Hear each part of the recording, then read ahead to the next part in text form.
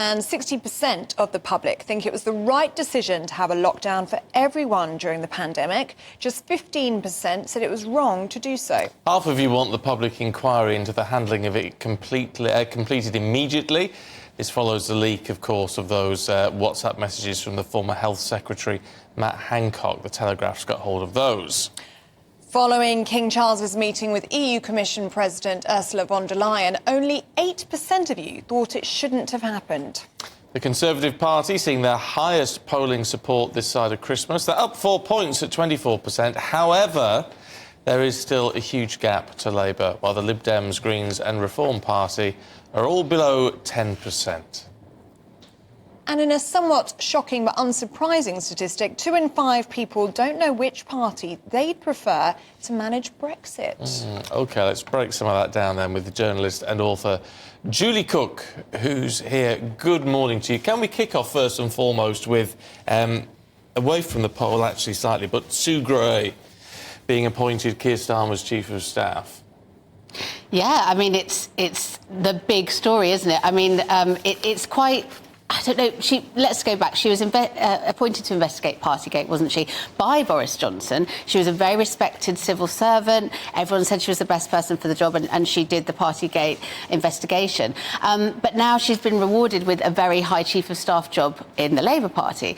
Now, the right-wingers are saying this was a coup, you know, this was planned, this was her getting in with Starmer and being rewarded. But on the other hand, surely even impartial people, such as civil service members, can have political beliefs and then move on to that afterwards. So, yeah. Yeah, I think you've got to be careful, haven't you? I mean, it's Jacob Rees-Mogg saying there needs to be an investigation. Well, that's not necessarily a bad thing to clear the air, but you've got to be careful about laying any blame anywhere. Yes, I mean, obviously the right calling out now for an investigation. You know, lots of things are being said. Does it invalidate her party report?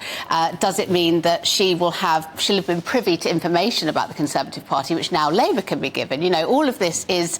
And people are saying, was this a coup? Now, I don't think we can say it was a coup. She was appointed to do that by them themselves. But yes, the question remains, does she now have information that could be slightly sort of dangerous in the wrong hands? Who knows? But I think calling it a coup is a bit extreme. And as we say, should people have political opinions and be a civil servant? Well, yeah, we can all have our opinions. And this was, you know, a year or so later. Yeah, everybody has an opinion. It's just whether you can do your job and keep your opinion out of it. Yes. Which presumably she was capable of doing. And it's what these people in that field have to do all the time. But I can understand why some people don't like this. Yeah, and she was respected so much at the time, wasn't she, for her impartiality? Yes. It does seem to have really shocked people, this news. Yes. I mean, would you say it's too soon for her to be taking a Chief of Staff job for the Labour Party? I mean, it could be too soon, couldn't it? I think that's it. I think it is the time. But then at what point do we say someone is clear and free to do other things? Yes, it's possibly that. But I think also it's the Conservatives aren't having a great time at the moment, are they? I mean, let's face it. So they're going to sort of cling to this and say, well, you know, look at this now. I mean, is that a distraction? Is it, as you say, it should perhaps be investigated? But yeah, they're not going to be happy about it. No, especially as lots of people see her as one of the components that brought down Boris Johnson. Exactly. I mean, yeah, she was the one involved with that, certainly. OK, let's have a look at lockdown then, because in the People's Poll, 60% of those who were asked think the lockdown was the right decision. Only 15% against it.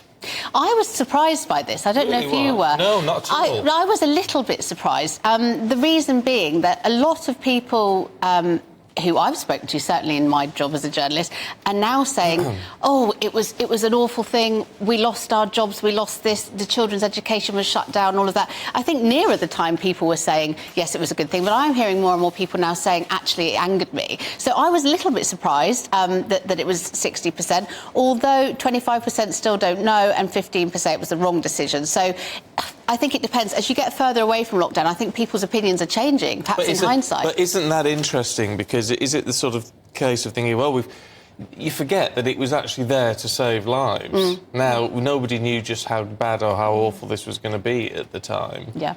I'm still of the opinion, and I know a lot of people at home will disagree with this, But I think, what else could you have done in the circuit? Everybody was locking down, pretty much.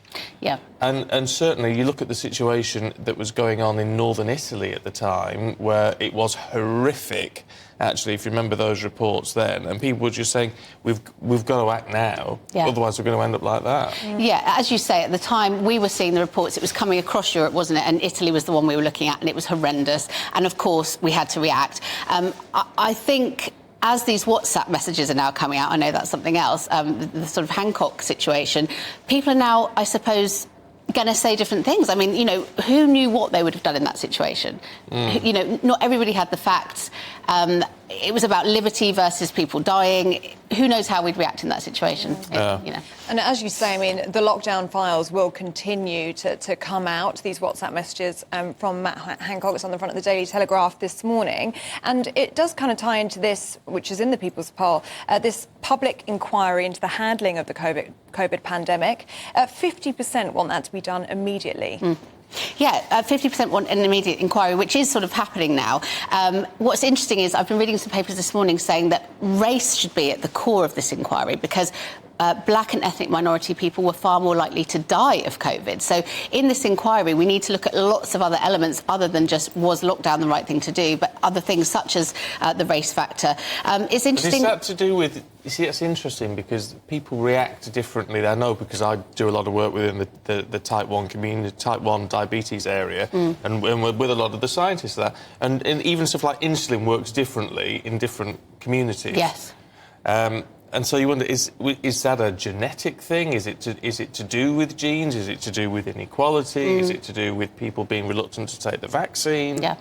You know, it's difficult, isn't it? Yeah, I mean, as you say, how far do you go? This inquiry could be absolutely huge, as it rightly should be.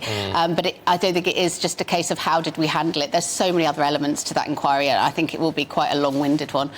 Highest support, though, for the Conservatives since December 2022, according to this poll. Yes. So Conservative vote is now up 4 points in our People's Poll.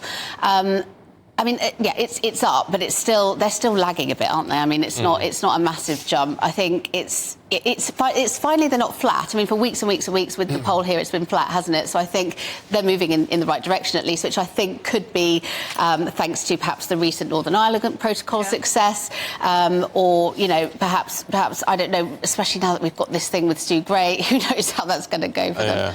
Well, it's a week is a long time in politics. It is, and who knows what's going to happen within the next 12 months or so.